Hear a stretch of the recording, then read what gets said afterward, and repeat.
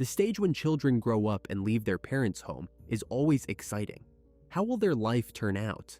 Will they be able to find the right path? How to protect an adult child from temptations and explain that not everything in this life needs to be tried? The saddest thing is that an adult child is unlikely to listen to their father or mother, especially when a person appears in their life who is ready to replace all loved ones at once. Jessie was born on September 10, 1988, in the family of Gary and Clara Bardwell, where her older brother Brandon was already growing up. Surprisingly, in childhood, the children were even confused. They were so similar, like reflections of each other. But if Brandon was mommy's favorite, then Jessie, from the first second of her appearance in the world, became daddy's girl. They say such a connection happens once in a lifetime. When Jessie was a baby, she did not let Gary pass. She followed him like a little tail, as if tied, and she always acted up if he did not take her in his arms. A world without a father simply did not exist for her. Her father was her universe. The idyll collapsed when Jessie turned 14 years old. Her parents divorced. The teenage period, already full of storms, became a test. At that moment, Jessie made the decision to stay with her father. The official version was that it was to not change schools and friends, but deep down, she simply could not imagine her daily life without Gary's presence. Everyone who knew Jessie described her as sociable, cheerful, freedom-loving, and independent girl, with a good sense of humor and a thirst for adventure, for which she was always ready to go to the ends of the earth. After graduating from high school, Jessie stepped into adult life by enrolling at the University of South Alabama and moving from her native state of Mississippi to sunny Orange Beach. There, she got a job at a popular beach restaurant, where she quickly became one of the team: ocean, sun, and new friends. And soon among her colleagues, there was that very guy who made her heart beat faster. From the outside, it seemed like an ideal life, but under the sound of the surf, Jessie often caught herself thinking that she desperately missed her dad's familiar voice and the familiar smell of home. She unbearably missed her family. Help this channel grow. Like the video, leave a comment, and subscribe for more cases. This helps us a lot, thank you. One day, Jessie's friend, who managed the restaurant, learned that Gary Bardwell was a talented musician. She decided to invite him to perform at the restaurant. That was exactly how father and daughter found themselves together again. When the man came, they went boating and fishing together. The girl was always present at her father's concerts. They were not just relatives, they were best friends. When the man left, Jessie continued to maintain close contact with him. Not a day passed without Gary receiving a message from his little girl. She called and wrote to him constantly. Despite the distance, father and daughter remained very close. At the end of December 2015, something unexpected happened. Jessie made a decision. She suddenly dropped everything and moved more than 1,000 kilometers to the city of Richardson in the state of Texas. Of course, it was surprising. The girl did not tell anyone about her plans. It seemed she was living a calm life in Alabama, working as a waitress and dating a guy. But then she suddenly decided to completely change her life. She broke up with the guy, quit her job, and went to Texas. Later, it turned out that Jessie's spontaneous decision still had a reason. That reason was named Jason Lowe. Jason was 28 years old. He had 2 higher educations. He was smart, charming, and worked in the high-tech field in a company in Dallas. His new job required a move, and Jessie decided to follow him because she was madly in love. For the girl, these were not just new relationships. It was a ticket to a more exciting life. Jessie dreamed of building a career in the field of cosmetology, and moving to Texas gave her such an opportunity. In the new city, the young people quickly settled in. They rented an apartment together and began a new life. This whole move was not at all in Jessie's character. It was too spontaneous. She did not discuss it with her friends or with her family, although she usually maintained constant contact with them. She just took off and left. The strangest thing was that after moving to Texas, communication with her parents, including her father, sharply decreased. Jessie no longer called and did not write to Gary every day as before. Everything changed very much as soon as she got a new boyfriend, Jason Lowe. Jessie not only stopped calling, she herself answered calls less and less often. Her phone was often turned off. The girl who used to always be on her phone suddenly stopped getting in touch. One day, Jesse's father decided to visit his daughter in Texas. It was at that moment that he first met her boyfriend, Jason. Gary, possibly like any worried father, immediately had a bad feeling. His daughter's new boyfriend seemed too arrogant and narcissistic to him. In addition, Lowe was an inveterate liar. For example, he claimed that he had served in the Navy and had been a Navy SEAL. But this was clearly a lie. Gary intuitively felt that Jason was not who he claimed to be, so he treated him with caution. The whole situation worsened when, a month after the move, in early 2016, Jessie called her father and said that Jason had kicked her out of the apartment. The young people had allegedly quarreled, and the guy accused the girl of cheating and being pregnant by another man. Jessie, in despair and tears, called her father. Gary immediately bought her a plane ticket so she could return to Mississippi. That night, Jessie decided to spend the night at her friend's house, but in the end, she never returned home because at the last moment, she reconciled with Jason and stayed with him in Texas. The girl explained to her father that the guy regretted the quarrel and she would try to trust him again. She was 27 years old. She was an adult woman, so Gary Bardwell, with a heavy heart, resigned himself. But later, the man often scolded himself for this decision. In February 2016, Jessie went to the hospital and had an abortion. After this incident, she finally distanced herself from her family, began to call less often, and did not answer messages. It got to the point where the parents first had to contact Jason to talk to Jessie. The guy always answered calls, but at the same time came up with excuses why Jessie could not come to the phone. He showed all his talent as a liar. In fact, Lowe behaved like a real tyrant. In general, these were clearly unhealthy relationships. Gary tried to convince his daughter of this and urged her to return home, but the love-struck Jessie did not listen to him. Once the couple visited Jessie's parents in Mississippi, hugging his daughter goodbye, Gary Bardwell did not yet know that he was seeing her for the last time. A couple of months later, in early May 2016, Jessie's family realized that they had not received any news from her for a long time. If earlier she called and wrote less and less often, now the connection with her was completely cut off. At some point, the parents simply stopped receiving any news from their adult daughter. When Mother's Day came on May 8th, 2016, the anxiety increased. Jessie did not call and did not congratulate her parents. Moreover, she herself did not pick up the phone. This was very unlike Jessie, and it was then that the parents sounded the alarm. First, Gary himself tried to contact his daughter, but Jason picked up the phone. When asked where Jessie was, he replied that she had gone somewhere and had not yet returned. During the conversation, Jason unexpectedly got angry, saying that Jessie was an adult and free to do whatever she wanted. His girlfriend was not at all obliged to report her behavior to her father. Stunned by such impudence, Gary got into his car and set off on a long journey to Richardson, Texas. In the apartment where Jason and Jessie lived, his daughter was not there. His inner feeling told Gary that something had happened. In addition, the day before he had a nightmare that Jessie had been killed. The man woke up in a cold sweat, calming himself that it was just a dream. But somewhere deep inside, he felt that his girl might no longer be in this world. Shaking off the dark thoughts, Gary Bardwell contacted the Richardson police and reported Jessie's disappearance.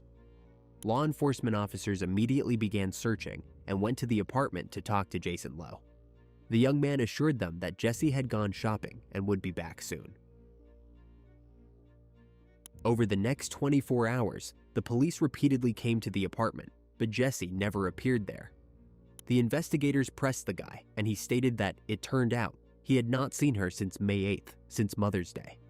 According to Lowe, Jessie had allegedly left in her Acura SUV, and since then, he had not seen her and had heard nothing about her. Jason pretended that he himself was confused about where his girlfriend could have gone. The police quickly found out that this was a lie, since 3 weeks before the disappearance, the couple had sold the car that Jessie had allegedly left in. But why did Lowe lie about such details? During the conversation with Jason, the police examined his apartment and noticed several suspicious details. Traces of white powder were found on the countertop. When asked to inspect the garage, Lowe agreed reluctantly. but it was there that the officers smelled a terrible odor, which they described as the smell of death. Everywhere there were cans of air freshener, with which someone had clearly tried to mask the stench. But it was so strong that the fresheners could not cope with their task. The same was true for Jason's car. In the cabin of his black Audi, there was an unbearable smell. The car itself, as it turned out, was in a deplorable condition. The front bumper was torn off and lay in the trunk, and the body of the car was covered with a layer of dirt. At that moment, the detectives were almost sure that decomposing remains of a dead person had been transported in the Audi. To confirm their suspicions, the police conducted a test using luminol, and after spraying the substance, the entire space lit up like a Christmas tree, especially in the trunk. It was obvious that someone's blood had recently been spilled there. The professional liar, Jason, tried to explain the dirt and damage on the car by saying that he had been searching for his girlfriend around the area, and during this had hit a hole in the road. However, the results of the luminol test and other evidence, such as the dark liquid on the floor in the garage that turned out to be blood, further convinced the detectives of his involvement in Jesse's disappearance. Despite the fact that the young girl had still not been found, the missing person case already looked more like a case of violent death. Meanwhile, Jason Lowe was arrested on charges of possession of prohibited substances found on the table in the apartment. All night, the detectives tried to find out from the guy about Jessie, about her whereabouts, but he stubbornly refused to cooperate. It seemed that Jason was not at all worried that his girlfriend was missing. He directly told the police that he was not going to confess to something he had not done. When Lowe was asked about the bloodstains in the car and garage, he remained silent. After thinking a little, the guy said that he did not understand what the police were talking about. Nevertheless, Jason was charged with murder. The evidence indicated that Jessie was probably dead, and Jason most likely had involvement in her death. The most difficult thing was to find the body. Gradually, the investigators began the search, but they understood that it would be difficult. Texas is a huge state.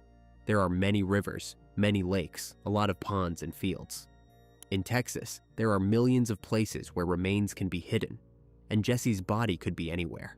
All this time, Jason was in custody, and at some point, his friend Thomas Jordan decided to visit him. Before her disappearance, Jessie, together with her boyfriend, had been house-sitting for Thomas and his partner Regina while they were out of town. The Jordans had met Jessie and Jason not so long ago, but quickly became attached to the loving couple. One could say they took them under their wing, like their own children. The spouses left the city on May 1st, leaving the house and the dog in the care of their new friends. When the married couple returned, everything was as usual, but then the Jordans heard shocking news. It turned out that Jason had been arrested for the murder of Jessie, and that was exactly why Thomas came to Jason in prison and demanded the truth from him. The man wanted to know if anything had happened in the house during their absence. At that moment, something strange happened. Lowe decided for the first time to confess that Jessie was really dead. He said that he was nearby when she was dying, but allegedly did not cause her any harm. In his opinion, it was an accident, and the most he could be accused of was criminal negligence. After that, Jason Lowe tried to make a deal with the police and the prosecutor's office. He knew that all the evidence was against him and he faced a long term. The young man decided to get ahead of events, make his life easier, and get a lighter sentence. He promised to tell where to look for the girl's body, if, of course, they agreed not to sentence him to life imprisonment, giving him the right to atone for his guilt and be released a little later. In Texas, life imprisonment can reach 99 years. With the deal, the maximum term would be half as much, 50 years. Nevertheless, the prosecutors agreed to the deal because they wanted to find Jessie Bardwell's body and later hand it over to the family. The parents should at least somehow say goodbye to their daughter and properly see her off on her last journey. On May 19th, 2016, approximately 3 weeks after the girl's disappearance, after concluding the deal with the authorities, Jason directed the police to a remote ranch in Farmersville, located approximately 60 kilometers from Richardson. He said that somewhere there in the field, they would find this. That was exactly how he referred to Jessie's body, which sounded cold and cruel. The police arrived at the indicated place and soon noticed tire tracks on the muddy ground in the field where Jason had obviously gotten stuck in his car. They also found several car parts that he had damaged when the Audi was slipping in the clay. Then, at the edge of the field, the police noticed a large sheet of iron that was clearly covering something. There rested the body of 27-year-old Jessie. She was wrapped in sheets, a towel, bubble wrap, and garbage bags. Later, it turned out that the sheets and towel had been taken from the house that the couple had been watching during the owner's absence. The house belonged to Thomas Jordan, the same man who had come to him in prison. By the time of discovery, Jessie's body was in a stage of severe decomposition. Obviously, she had been dead for several weeks already. After the autopsy, the coroner was unable to determine the exact cause of death due to the deplorable condition of the remains. Thus, it was unknown how Jessie had died, but her death was ruled a homicide. The parents of the deceased girl were not immediately told that the location of the corpse had been indicated by Jessie's boyfriend himself. But when they learned about it, they were overcome with hatred toward the young man. This man had destroyed their family's life to the ground. Months passed after Jessie's death. The grief-stricken father struggled with anger and the desire for revenge. All this time, only one thought supported him: to wait until Jason Lowe appeared before the judge and the jury in the courtroom and was found guilty of the monstrous crime. To let off steam, the father, driven mad by grief, Gary Bardwell, took a heavy sledgehammer and dragged a stump to the house. Then he printed out photographs of his daughter's boyfriend, placed them on the stump, and beat them until he was exhausted and burst into tears, giving vent to his emotions. His little girl, his only daughter, whom he would never be able to hug again, she had left this world forever. The trial of Jason Lowe began in September 2017, a year after Jessie's death. He did not plead guilty to murder, still insisting on an accident. During the investigation, it turned out that Lowe had begun using prohibited substances from the age of 13, despite growing up in a wealthy family. The man continued to take drugs until recently. The lawyer assured that in fact Jason loved Jessie Bardwell. The guy had planned a future with her and did not intend to cause her pain. He wanted to marry this girl, buy a house, and have children. But then he simply took her life. Delving into Jason Lowe's past, the police discovered that in reality, this man had no idea what love and care were. It turned out that before his relationship with Jessie, the guy had had 2 girlfriends whom he treated very harshly. The man was a manipulator, a terrible jealous person, and often lost his temper. Jason Lowe had always been prone to violence and tried to control his partners. During the investigation, Jason admitted that he had been present at the moment of Jessie's death. He was there, but in no way did he take her life. His girlfriend's death was accidental. The full version of his events sounded as follows. The evening of May 1st, 2016 in Richardson was stuffy. Jason and Jessie settled in the living room in the house of their friends the Jordans. The mood was playful and light. They wanted adventure. Jason took out a prohibited substance he had bought in advance. The young people decided not to complicate things. They mixed the powder with orange juice in plastic cups. The sweet and sour taste drowned out the bitterness. After some time, the room began to swim, the world became brighter, and desires sharper. After consuming the mixture, the couple retired to the bathroom and made love. At some point, when the passion reached its peak, Jason slipped on the wet floor. His leg went to the side, and he instinctively jerked, trying to keep his balance. But instead, he pushed his girlfriend. Jessie lost her footing, and with a dull, heavy thud, fell to the floor, hitting her head first on the faucet and then on the edge of the bathtub. Jessie screamed more from surprise than from pain. Blood appeared on the back of her head, just above the neck, a small cut that immediately began to sting. Jason helped her get up. Her head was spinning, her skin was burning as if it was baking from the inside. At that moment, the girl felt unwell. Jason moistened a towel and applied it to the wound. The bleeding stopped quickly. The cut turned out to be minor. Jessie yawned, her eyelids grew heavy, and the drugged couple decided that sleep was supposedly the best healer. The lovers left the bathroom and collapsed into bed. Jessie snuggled up to Jason, placing her head on his chest. He stroked her hair, listened as her breathing became even, and he himself did not notice how he fell into darkness. Morning burst into Jason's consciousness, not with light, but with sounds. Somewhere, a dog was barking desperately. Someone was persistently banging on the door, so loudly that the glass vibrated. After the stormy night, Lowe barely opened his eyes. Jesse was still lying on his chest, not moving. He tried to wake her, but she did not react.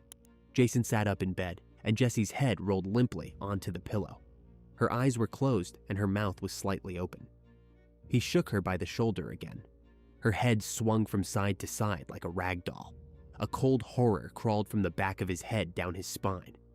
Jason put his fingers to her neck in search of a pulse, but felt nothing except the beating of his own heart, ready to jump out of his chest. At that moment, Lowe realized that, most likely, Jesse had died in her sleep from a traumatic brain injury received as a result of the fall and hitting her head the day before. Instead of grabbing the phone and dialing 911, instead of performing artificial respiration and trying to save his girlfriend, he simply froze. Panic twisted his stomach into a knot, while the knocking on the door continued. Finally, Jason came to his senses, got up, pulled on his jeans, and went to open the door. On the threshold stood Robert Gwynn, the drug supplier, the very person from whom Lowe regularly bought goods. When Jason told him about Jesse's death, Gwynn pushed him aside with his shoulder and went into the bedroom. Seeing the girl without signs of life, he whistled and also tried to bring her to her senses, but unsuccessfully. A heavy, sticky silence hung in the air, and the drug supplier was the first to break it. The fear in his eyes was replaced by cold calculation. After all, if the body was found, the autopsy would show traces of illegal substances, the very ones he sold, and then he would definitely face a term. According to Lowe, it was Gwynn who suggested hiding the body to avoid problems in the future. After thinking a little, the men together wrapped Jessie in a sheet and placed her in the trunk of Jason's Audi.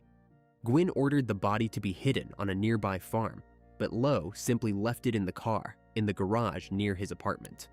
Thus, the girl's decomposing remains lay in the car for 8 days, until the family began asking Jason questions about his daughter's whereabouts. The parents really began to worry about her on May 8th, on Mother's Day, when she did not get in touch. It was then that Jason realized that he finally needed to somehow get rid of the corpse. Lowe went to the remote rural area of Farmersville and left Jesse's body there, covering it with a huge piece of metal.